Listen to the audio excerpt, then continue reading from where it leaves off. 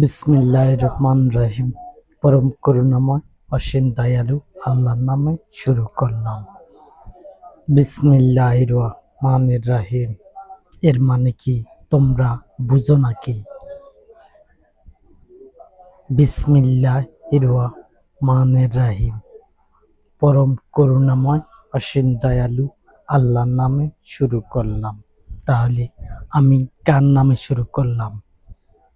আমি তো শুরু করছি বিশ্বজগতের পালনকর্তা আল্লাহ সুবহানাহু ওয়া তাআলার পক্ষ থেকে শুরু করেছি।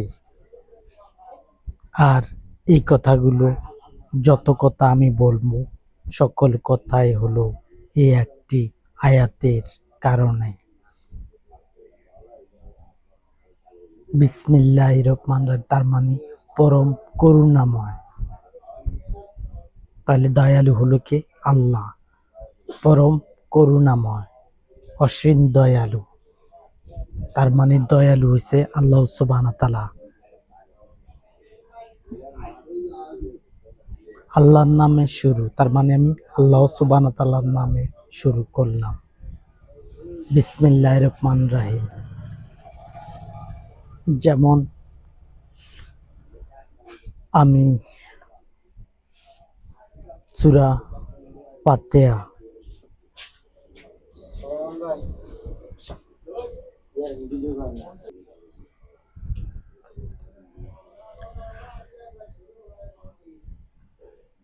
যিনি বিচার দিবসের মালিক, মালিক ইয়াউমিদ্দিন, যিনি বিচার দিবসের মালিক।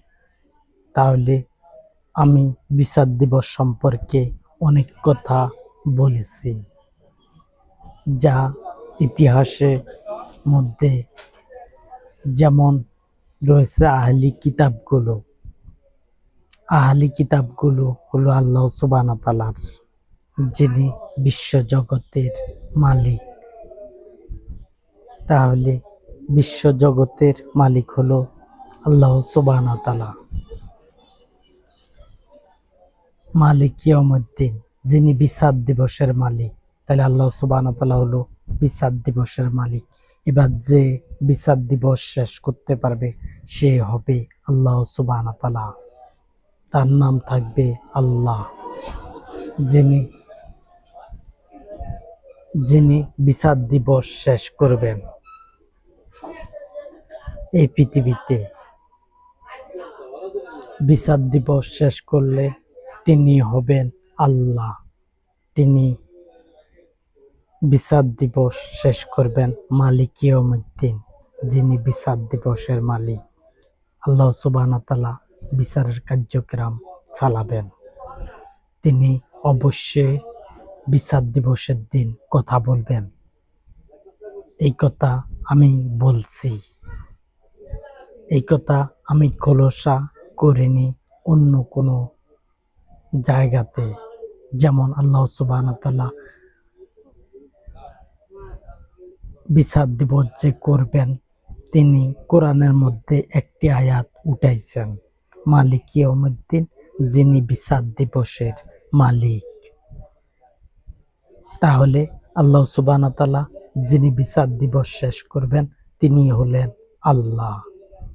তার দিকে তোমরা ফিরতে হবে।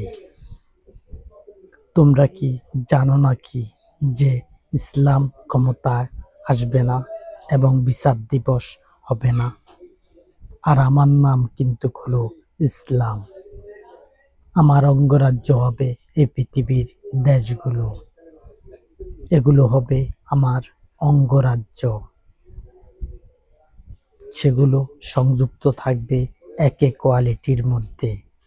আমি প্রধান, আমার দেশগুলো হলো আমার নিয়ন্ত্রণে রাখা। আমার নিয়ন্ত্রণে রাখা হলো দেশগুলো। তাহলে বুঝতে তো পারছো যে ইসলাম সম্পর্কে কেমন কথা বলতেছি আমি। মালিক ইয়াউমিদ্দিন, যিনি বিচার দিবসের মালিক। আমরা তোমার ইবাদত করি, সবাই তোমার ইবাদত করি। কার? যিনি বিশ্বজগতের পালনকর্তা আল্লাহ, তার ইবাদত করি, আমিও করি এবং তোমরাও করো, আমার বন্ধুগণ করে। যারা আমার বন্ধু থাকবে এই পৃথিবীর মধ্যে, যারা আমার বন্ধু থাকবে তারা ইবাদত করবে আল্লাহ সুবহানাহু ওয়া তাআলার। এই পৃথিবীর মধ্যে আর ডক্টর জাকির নায়েককে বলছি, কোরআনের মধ্যে কি কোনো জায়গার মধ্যে আসেনি যে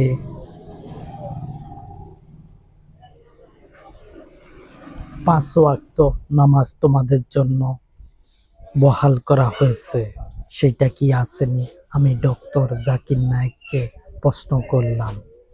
এই প্রশ্নের উত্তর যেন ডক্টর জাকির নায়েক দেন, যদি সে